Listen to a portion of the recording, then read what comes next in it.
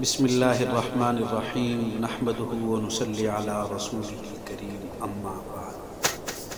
احباب، آج ہمارا تخصص فی الفقہ کا 10واں سبق ہے، اور اس 10ویں سبق میں ہم شرح عقود رسم المفتی کا سبق پڑھیں گے، جس میں نے آپ کو پہلے بھی کہا تھا کہ ہم اس کو سوال و جواب کی صورت میں پیش کر رہے ہیں، جس میں پہلا سوال یہ کہ امام محمد علیہ رحمہ سے مروی المبسوط کے کتنے اور کون کون سے نسخے ہیں۔ دیکھیں، اس کا مختصر جواب یہ ہے کہ یہ المبسوط کے نسخے متعدد ہیں، جن میں سے مبسوط ابی سلمان جوزانی سب سے زیادہ ظاہر ہے۔ پھر اگلی بات یہ ہے کہ مبسوط کی شروح کون کون سی ہیں۔ دیکھیں، متاخرین کی ایک جماعت نے مبسوط کی شروح لکھی ہے، جیسے شیخ الاسلام بکر المعروف خواہر زادہ نے اس کی شرح، جس کو مبسوط کبیر کا نام دیا گیا ہے، اسی طریقے سے نیز شمس الائمہ حلوانی وغیرہ نے لکھی۔ ان حضرات کی مبسوطات در حقیقت شرح ہے، انہوں نے حضرت امام محمد علی رحمہ کی مبسوط کے ساتھ ملا کر لکھی، جس طرح الجامع الصغیر کے شارحین نے کیا، مثلا فخر الاسلام اور قاضی خان وغیرہ۔ اور کہا جاتا ہے کہ قاضی خان نے جامع صغیر میں ذکر کیا تو اس سے مراد اس کی شرح ہی ہے، تو اس سے اس کی شرح ہی مراد ہے۔ اب اگلا سوال یہ ہے کہ ظاہر الروایہ اور روایت الاصول میں کیا فرق ہے، یعنی ظاہر الروایہ اور روایت الاصول میں کیا فرق ہے۔ دیکھیں، علامہ ابن کمال پاشا علیہ رحمہ نے ظاہر الروایہ اور روایت الاصول میں فرق کیا ہے۔ اس سلسلے میں انہوں نے بطور تمہید عورت کے حج سے متعلق مسئلے کا ذکر کیا ہے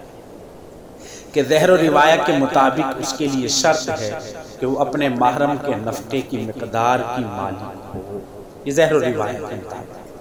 کہ اپنے محرم کے نفقے کی مقدار کی مالک ہو۔ یہ بات انہوں نے ہدایہ کی شرح میں مبسوط سرخسی سے نقل کرتے ہوئے فرمائی،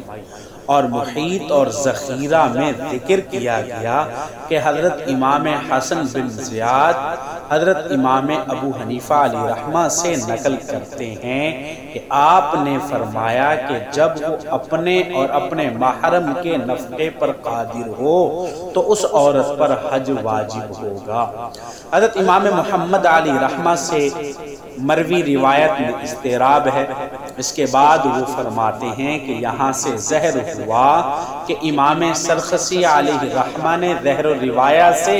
امام حسن کی حضرت امام اعظم ابو حنیفہ علیہ رحمہ سے روایت مراد لی ہے، تو ظاہر الروایہ اور روایت الاصول میں فرق واضح ہو گیا، کیونکہ اصول سے مراد مبسوط،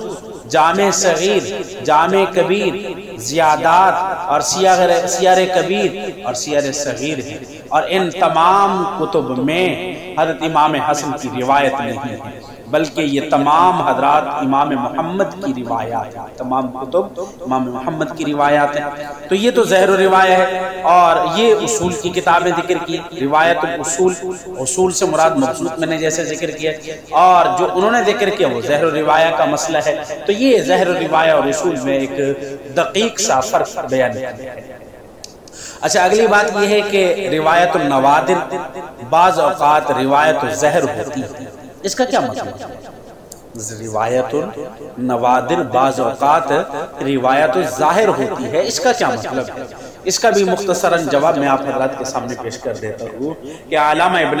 کمال پاشا علیہ رحمہ فرماتے ہیں کہ بعض اوقات روایت النوادر ظاہر الروایہ ہوتی ہے، اور روایت النوادر سے مراد اصول مذکورہ کے غیر کی روایت ہے۔ اس طرح دو باتیں ثابت ہو گئی، ایک یہ کہ ظاہر الروایہ اور روایت الاصول میں فرق، دوسری بات یہ کہ روایت النوادر اس معنی میں ظاہر الروایہ ہوتی ہے اور وہ روایت الاصول کا غیر ہوتی ہے۔ لیکن علامہ شامی علیہ رحمہ نے اس سے اختلاف کیا ہے، وہ فرماتے ہیں کہ المحیط اور الذخیرہ کی اس بات سے یہ روایت کہ حضرت امام حسن علیہ رحمہ نے امام ابو حنیفہ علیہ رحمہ سے نقل کی ہے، یہ بات ثابت نہیں ہوتی کہ وہ روایت الاصول کے خلاف ہے۔ کبھی امام حسن علیہ رحمہ کتب نوادر میں روایت کرتے ہیں، یا امام محمد علیہ رحمہ کتب الاصول میں ذکر کرتے ہیں، یا یہاں امام حسن علیہ رحمہ کی روایت اس لیے نقل کی ہے کہ امام محمد علیہ رحمہ کی روایت میں اضطراب ہے۔ اس وقت امام سرخسی علیہ رحمہ کے قول کہ یہ ظاہر روایہ ہے کا معنی یہ ہوگا کہ حضرت امام محمد علیہ رحمہ نے اسے کتب اصول میں ذکر کیا، بس وہ ان روایات میں سے ایک روایت ہے، لہذا اس سے یہ بات لازم نہیں آتی کہ روایت النوادر کبھی ظاہر روایہ ہوتی ہے۔ البتہ جب ظاہر الروایہ کتب اصول میں ذکر کی جائے، لہذا اس کی یہ بات اسی وقت صحیح ہوتی جب ثابت ہوتا کہ یہ مسئلہ ظاہر الروایہ میں بھی مذکور نہیں، اور محیط اور ذخیرہ کی عبارت اس پر دلالت نہیں کرتی۔ جس طرح مسئلہ ہم نے اوپر بیان کیا ہے، پھر وہ کتب نوادر میں بھی ذکر کی جائے تو اس سے یہ بات لازم نہیں آتی کہ کتب اصول میں بھی وہ مذکور ہے۔ تو اس لیے یہ فرمایا کہ یہ جو کہا گیا کہ روایت النوادر بعض اوقات روایت الظاہر ہوتے ہیں، یہ بات درست نہیں ہے۔ اب اگلا معنی یہ کہا کہ سیر کا لغوی اور اصطلاحی معنی کیا ہے۔ دیکھیں سیر سیرت کی جمع ہے، لغوی طور پر طریقے کو کہتے ہیں، اور اصطلاح میں اس کا معنی مغازی یعنی غزوات میں وہ غزوہ اسے کہتے ہیں کہ جس میں جناب رسول اللہ صلی اللہ علیہ وسلم بنفس نفیس جس جہاد میں شریک ہوئے ہوں اس کو غزوہ کہتے ہیں، یعنی رسول اللہ صلی اللہ علیہ وسلم کی جہاد کی سیرت کو سیر کہا جاتا ہے، جہاد کی زندگی کو سیرت کہا جاتا ہے۔ اور اسی طریقے سے ایک المغرب کتاب ہے، اس میں یہ بھی لغت کی کتاب ہے، اس میں کہا گیا کہ سیر کبیر میں صفت مذکر ہے، حالانکہ موصوف السیر یہ مؤنث ہے، تو اس کی وجہ یہ ہے کہ یہ مضاف یعنی کتاب کے قائم مقام ہے، جیسے کتاب الکبیر یا سیر الکبیر، جامع الصغیر، جامع الکبیر وغیرہ غلط ہے، السیر الکبیر، الجامع الصغیر، الجامع الکبیر، یہ الفاظ صحیح ہیں، اس میں سین مذکور اور یا مفتوح سیاہ یوں پڑھیں گے، اس کا اعراب یہ جمع ہے، سین کے فتح اور یا کے سکون کے ساتھ یعنی سیر پڑھیں اس کو، یہ درست نہیں، یہ سیر نہیں پڑھیں گے بلکہ کیا پڑھیں گے اس کو سیر، سین کے